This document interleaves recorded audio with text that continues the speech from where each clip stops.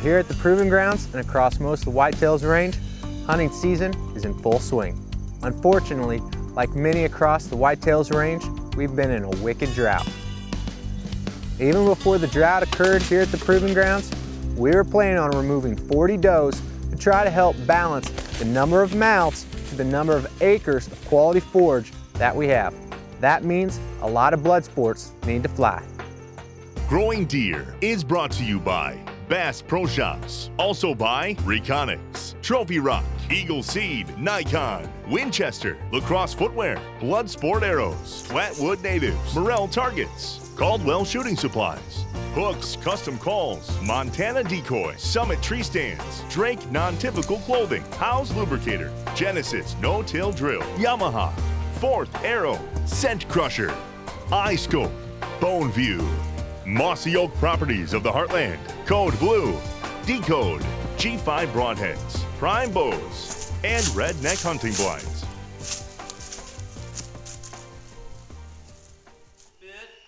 Tommy Hicks says, how did the Proving Grounds come about? Would love to see a video about the Proving Grounds. My wife Tracy and I were living in South Carolina, and we had spent years trying to find some land. We had three criteria. We had to be able to afford the land, so I wanted to be within an hour and a half of a decent airport, and we wanted to be in a good school system. Tracy picked up a real estate guide at an ice cream store. I love ice cream. And come out to me and said, hey Grant, here's a ranch for sale. And I instantly, selfishly thought, gosh, looking at any real estate is better than going shopping tomorrow. That was our plan. So I said, honey, call a real estate agent. And that's how God put us here.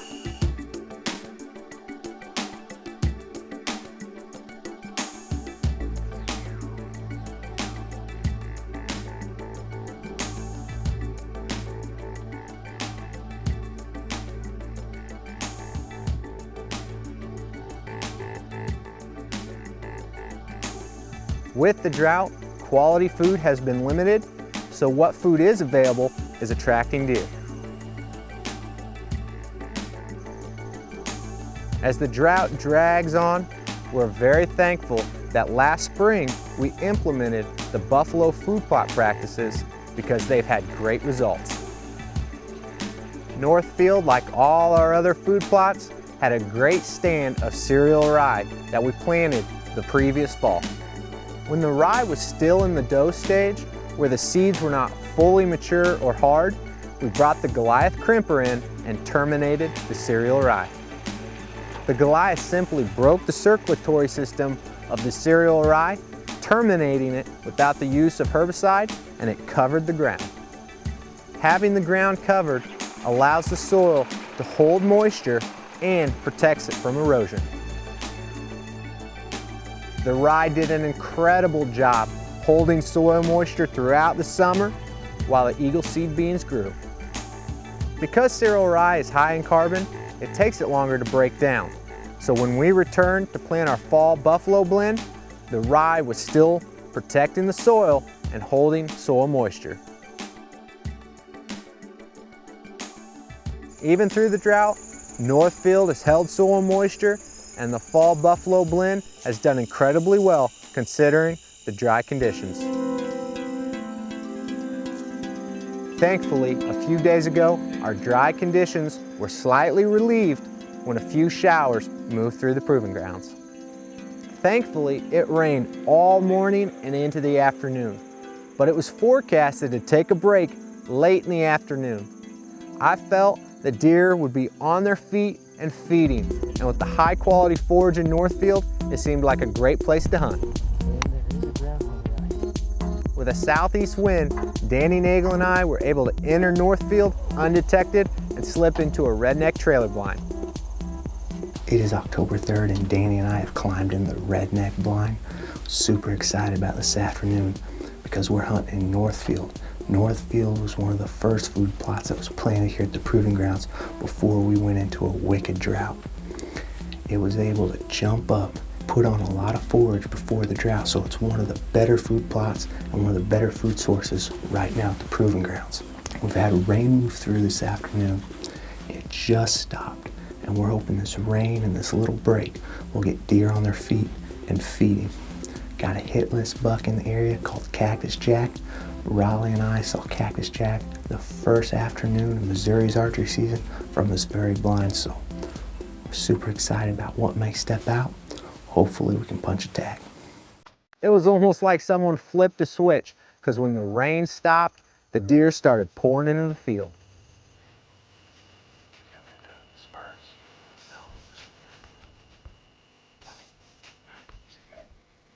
As Danny and I were scrambling to grab the bow and get the camera around, we noticed that one of the deer was a good-looking buck.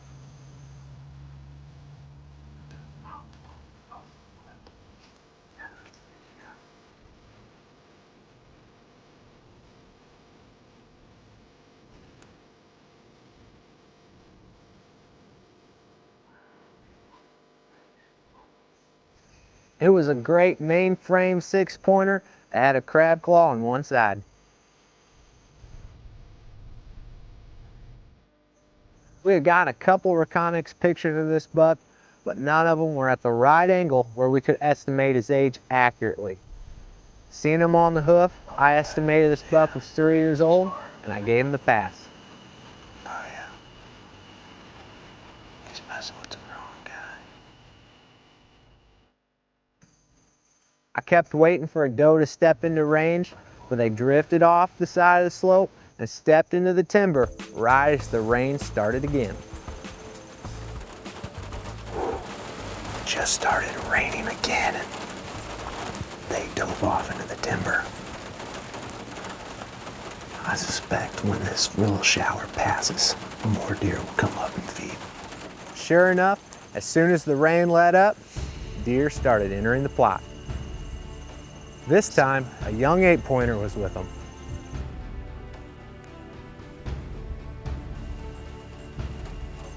Gosh, these deer were stuffing their mouths with the buffalo blend. The deer were all around the blind, but they were just out of range.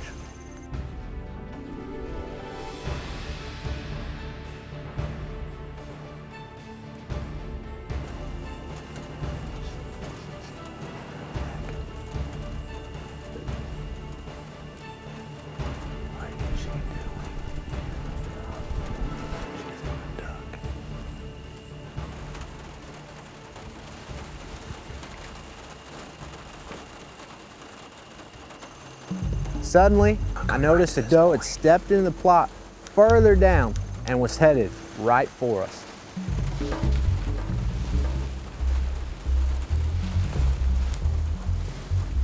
As she worked into range, I waited for her to present a shot. She stopped and started feeding at 30 yards.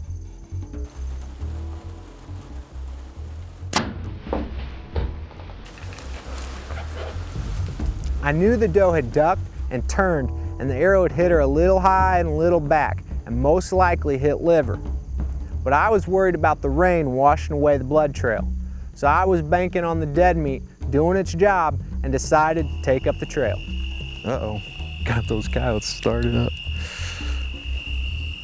Definitely liver blood there. But I think we need to get on the trail because of this rain. So, coyotes may already be on her.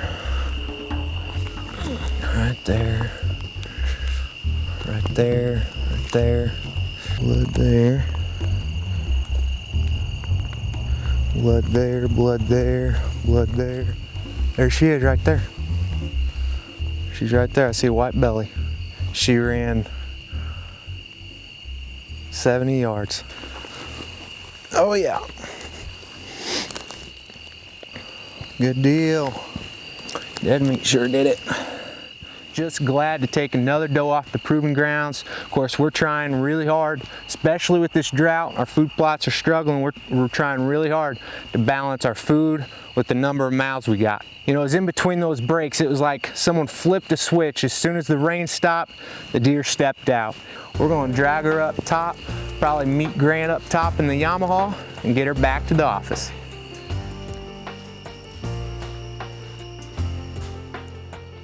Mike, are all those knives still upstairs, Grant?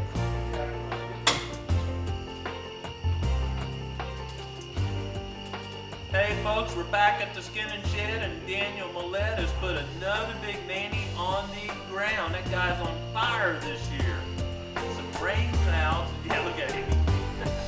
Little rain showers moving through the night, heavy, and just down so loud.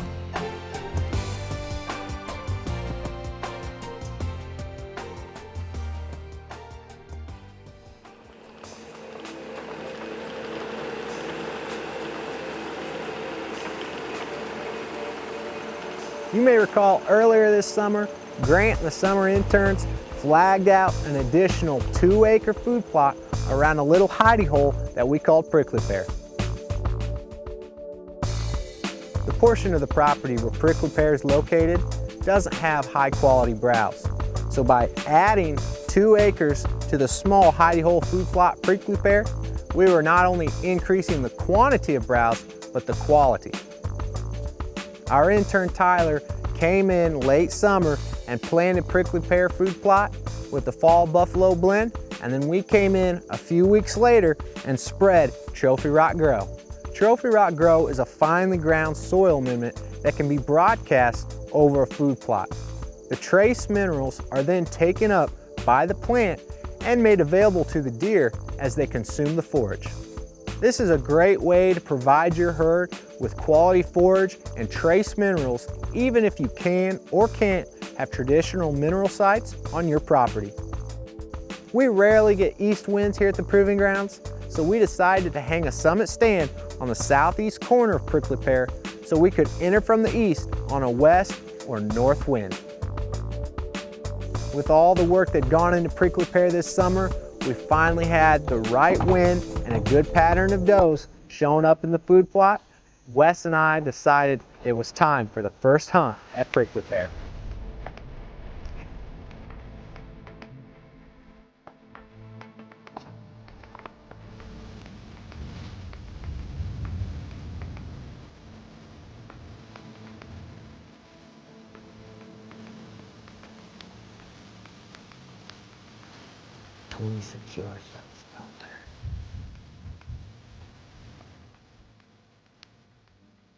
After we got settled in, it wasn't long before the first deer entered the food plot.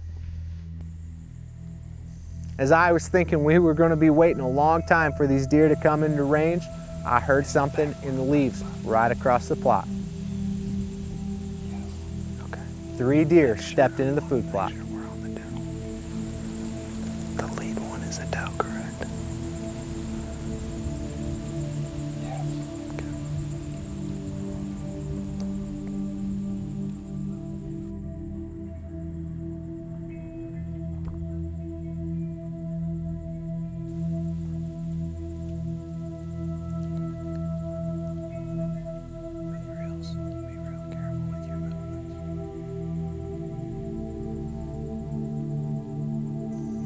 Finally, they turned and headed toward a shooting lane.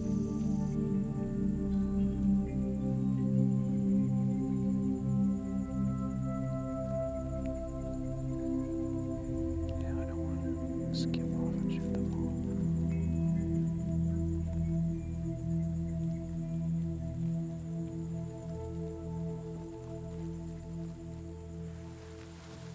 I'd been waiting a long time, but Wes finally told me he was on the doe, and I was able to draw back.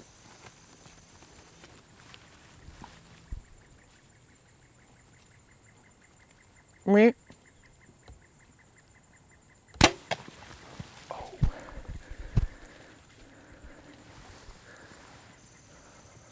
I immediately knew the shot was low and a little back. That was not good. And it hit low. Golly. Oh my. Well, those deer came in. They were close. 20-yard shot. I aimed low. A lot of deer have been ducking, so I didn't put my pin right on where the brown and white line, where brown and white meets, and let it fly. And she didn't, I don't think she ducked much. It just hit right there. but after a few minutes, they turned and came back towards us.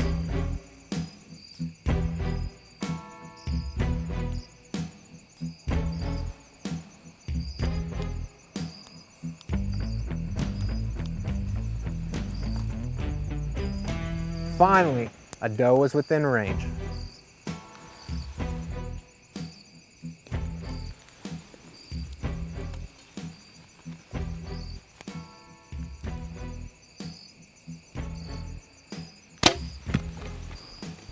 This shot was further back. We watched this doe run and stop in the field. As the light faded, I was watching the doe with the Nikons. The doe ended up bedding down in the field, and Wes and I decided the best course of action was to pack up quietly, sneak down, and head back to the Yamaha. Both shots seemed like it would take several hours for the does to expire, and it would be a difficult trail. Well, made a low hit last night on the doe. We went back, looked at the footage. Think we may be able to recover, so we brought Crystal out. We're gonna pick up the trail and get started. So I think she's already on it. You ready, Crystal? You ready, girl? Okay, can you find a deer? Yeah, she's on it. Oh, she's on it. We're water skiing. Right where she went in. So Crystal's definitely on the trail. We're just gonna kind of stay back so there's not a lot of scent right there around her. Hold on this jet ski. All right, girl.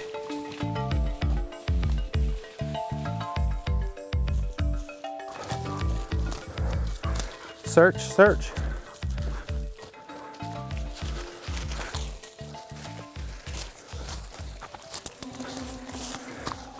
Good girl, Crystal. Good girl, Crystal. We were right over there, and Crystal got on the trail. She drug us across the Ozark Mountains, but we finally found this doe. Coyotes had beaten us to her. You know, we were driving out last night, and I told Wes, I said, man, I think we're gonna find that deer, but I just don't know if we'll beat the coyotes to it, because we got a lot of coyotes on this end of the property. Unfortunately, we don't have any venison to take home. Temperatures got down in the low 50s last night, so we felt comfortable leaving this doe lay overnight, but the coyotes beat us to her. So all I gotta say is watch out, coyotes. We're coming for you here in a couple months. Trapping season opens soon. We're gonna be throwing out some dukes, and hopefully we'll be trapping some coyotes, so you better watch out. We climbed back up the mountain and started trailing the second doe. Well, we found the first doe. We're after the second. Blood ring, lots of guts and grit on the blood ring and on the arrow. So we decided to back out last night after shooting this deer, because she actually ran and kind of bedded down in the food plot. So we just snuck out once it got dark. Crystal found the first one pretty good. So we're gonna get on the trail of the second one, and hopefully coyotes haven't found it yet. So, you ready, Crystal? Yeah. Find it, Crystal.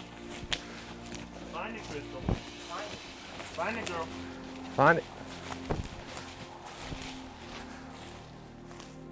Good girl.